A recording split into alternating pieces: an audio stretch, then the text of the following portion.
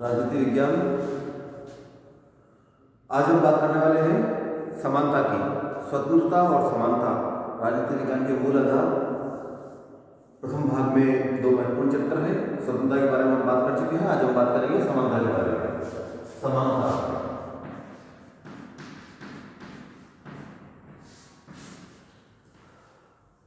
जैसा कि नाम से स्पष्ट है, किंतु इस पर काफी भ्रम है। क्या सभी समान है? बिल्कुल नहीं। स्त्री पुरुष, जीव जंतु, प्राणी सभी अलग अलग हैं।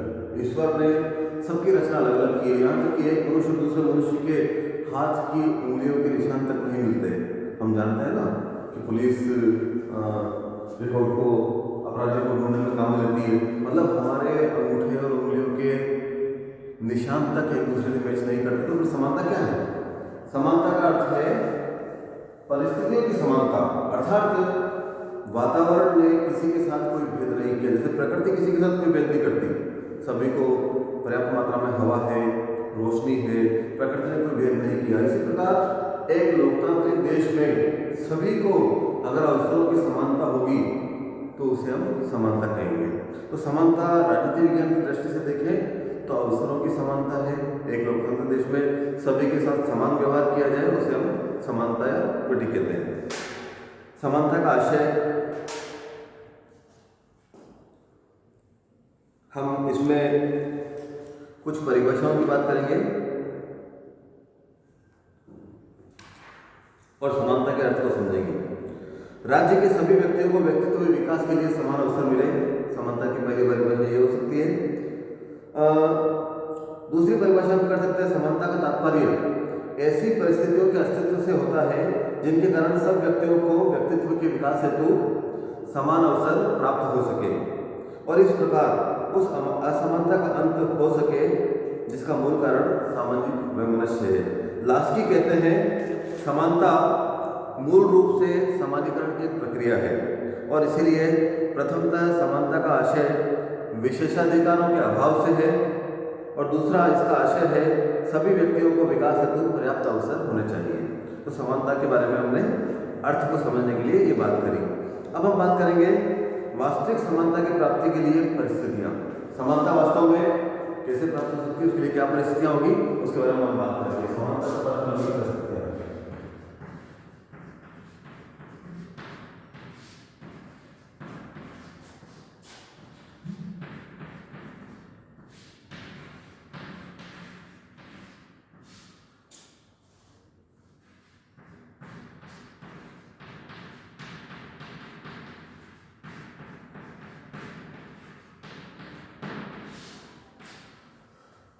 परिस्थितियां या ऐसा वातावरण जिससे समानता को प्राप्त की जा सके उसे बिंदु बांटा जा सकता है। पहला बिंदु स्वतंत्रता और समानता की संतुलित धारणा को अपनाना। स्वतंत्रता और समानता कहा जाता है कि अधिक स्वतंत्रता है तो समानता बाधक हो सकती है। तो स्वतंत्रता और समानता दोनों की संतुलित धारणा अर्थात प्रत्येक व्यक्ति को अपने इच्छा अनुसार कोई भी कार्य करने की स्वतंत्रता अगर होगी तो वहाँ वो दूसरे की स्वतंत्रता को आघात लगाएगा। उसी प्रकार से समानता को भी जहाँ तक हो सके यथासंभव समानता प्रदान की जानी चाहिए। यदि हम सभी व्यक्तियों को पूरी तरह समान मान लेंगे तो समानता का उद्देश्य खत्म हो जाएगा, या सफल नहीं हो पाएगा, क्योंकि सभी समान नहीं है। प्रत्येक में अपनी अपनी प्रतिभा है, अपनी अपनी क्वालिटी है, आगे बढ़ने की चाहत है, धन संपदा इकट्ठा करने की प्रत्येक व्यक्ति चाह करता है, कोशिश करता है, पर सभी अपने अलग अलग स्तरों पे अलग अलग जगह पर है। तो समानता और स्वतंत्रता की संतुलित धारणा को अपनाना अत्यंत आवश्यक है। दूसरा है विशेषाधिकारों का अभाव। किसी भी व्यक्ति को धर्म के आधार पे, जाति के आधार पे, जन्म के आधार पे अथवा धन के आधार पे अलग नहीं माना जाए, अधिक महत्व नहीं दिया जाए। यहाँ विशेषाधिकारों का अर्थ है किसी भी व्यक्ति विशेष को कोई विशेषाधिकार नहीं प्रदान किया जाए। राज्य के अंतर्गत, संविधान के अंतर्गत सभी समान हो। तीसरा बिंदु है व्यक्तित्व के विकास को समान अवसर। व्यक्ति समान नहीं है। कोई व्यक्ति, सभी बच्चे क्लास में पढ़ते हैं, कोई किस पद पर पहुंचा, कोई क्लर्क बनता है, कोई टीचर बनता है, कोई इंजीनियर बनता है, कोई डॉक्टर बनता है, कोई कलेक्टर बनता है। तो सभी में अपनी अपनी प्रतिभा है। तो केवल अवसरों की समानता, समान अवसर, सभी को अवसर समान दिए जाए, बराबर दिए जाए, उसके बाद जिसमें जितनी प्रतिभा हो वो उतना आगे निकल सकेगा। तो अवसरों की समानता इसे कहते हैं। पर्याप्त सीमा तक जाति और धर्मनिरपेक्ष समाज। धर्मनिरपेक्षता और जातियों के प्रति या किसी भी जाति के प्रति कोई भेदभाव नहीं होना चाहिए, तो ही वास्तविक समानता अस्तित्व में आएगी, अस्तित्व में रहेगी। अधिकतम संभव सीमा तक आर्थिक समानता की स्थापना। अधिकतम संभव सीमा यानी यथासंभव कोशिश की जाए कि गरीब बहुत ज़्यादा गरीब ना हो और अमीर बहुत ज़्यादा अमीर ना हो, किंतु फिर वापस वही बात है कि जिसमें जितनी क्वालिटी है उतना तो वो करेगा। तो अमीर अगर अमीर है तो अपनी प्रतिभा के बल पे है, किंतु वह किसी भी तरह गरीबों के हित में कार्य करेगा, गरीबों के काम आएगा। और गरीब इतने निर्धन और गरीब ना हो कि अपराधों की ओर उन्मुक्त हो जाए।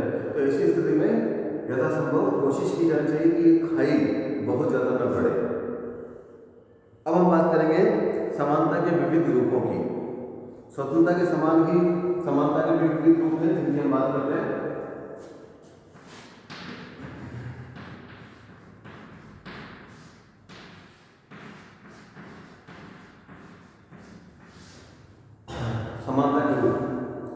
समानता के रूप प्रकार। पहला बिंदु है प्राकृतिक समानता। क्या होती है प्राकृतिक समानता? प्रकृति ने किसी के साथ कोई भेदभाव नहीं किया है, प्राकृतिक रूप से सभी समान है।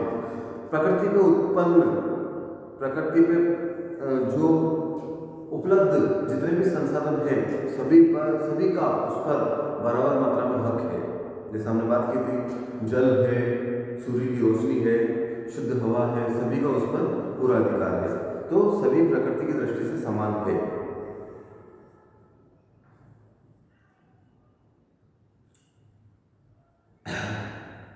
दूसरा बिंदु है सामाजिक समानता। सामाजिक समानता का अर्थ है समाज में सभी बराबर है, किसी प्रकार का कोई भेदभाव किसी भी स्थिति में जाति, धर्म, धन के आधार पर, रंग के आधार पर किसी से नहीं किया जाए, तो यह सामाजिक समानता है। नागरिक समानता। नागरिक समानता के दो अभिप्राय हैं। एक, राज्य के कानून की दृष्टि में सभी समान होंगे, कानूनों द्वारा दंड की सुविधा प्रदान करने में व्यक्ति में कोई भेदभाव नहीं किया जाएगा। दूसरा, सभी को समान अवसर प्राप्त होंगे, पद प्राप्त करने का, मत देने का, चुनाव लड़ने का अधिकार बिना किसी भेदभाव के प्राप्त होगा। तो ये नागरिक समानता कहलाती है। इसी प्रकार से राजनीतिक समानता। सभी व्यक्तियों को समान राजनीतिक अवसर प्रदान किए जाने चाहिए। केवल पागल, नाबालिग और गौर अपराधी अपवाद हो सकते हैं, बाकी सभी को राजनीतिक दृष्टि से समान माना जाएगा। राजनीतिक अधिकार प्रदान करने में रंग, जाति, धर्म, किसी प्रकार का कोई भेदभाव नहीं किया जाएगा। और आर्थिक समानता, अब अंतिम है इसमें आर्थिक समानता। आर्थिक समानता के लिए अधिकतम कोशिश की जानी चाहिए। यानी राज्य जैसे अमीर व्यक्ति के ऊपर टैक्स लगता है, गरीब व्यक्तियों को छूट दी जाती है, डिस्काउंट दिया जाता है, राहत दी जाती है, तो इसका मतलब आर्थिक समानता की कोशिश राज्य करता है। एक अच्छा लोकतांत्रिक राज्य वो होता है जो गरीब लोगों की मदद कर सके, और अमीर लोग जहां उदार होकर गरीबों की मदद के लिए राज्य की सहायता से डोनेशन प्रदान कर सके, तो आर्थिक समानता की स्थापना हो जाएगी। अब बात करते हैं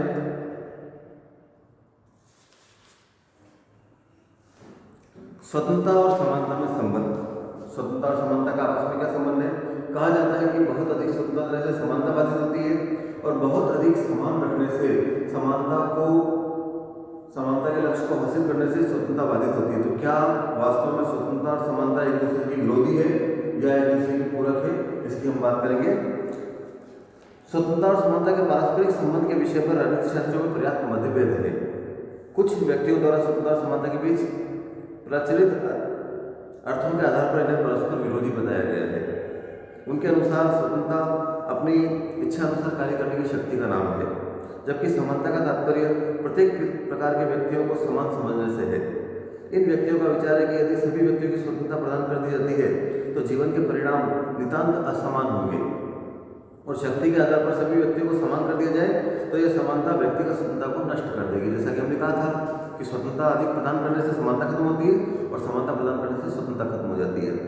केवल सामान्य व्यक्ति ही नहीं वरन डी टॉकविले, लॉर्ड एक्टन जैसे राजनीति विज्ञान के प्रसिद्ध विज्ञानों का भी यह विचार है कि स्वतंत्रता और समानता परस्पर विरोधी है। लॉर्ड एक्टन एक स्थान पर कहते हैं समानता की उत्कृष्ट अभिलाषा के कारण स्वतंत्रता की आशा ही व्यर्थ है। तो स्वतंत्रता और समानता विरोधी हो सकती है, ऐसा कुछ विद्वान मानते हैं, किंतु कुछ विद्वानों का विचार सत्य नहीं है। ये विद्वान स्वतंत्रता और समानता के जिस रूप की कल्पना करते हैं, स्वतंत्रता और समानता का वह रूप न तो समाज में कहीं प्राप्त है और न राजनीतिक विज्ञान में स्वतंत्रता और समानता को उस रूप में स्वीकार किया गया है। किसी भी प्रकार से असीमित स्वतंत्रता कहीं उपलब्ध नहीं है, न कोई लोकतांत्रिक राज्य उसे मान्यता देता है, न राजनीतिक विज्ञान उसे मान्यता देता है। इसी प्रकार से पूरी तरह समानता कहीं पर भी संभव नहीं है। तो ऐसी स्थिति में स्वतंत्रता और समानता एक दूसरे की पूरक हो सकती है।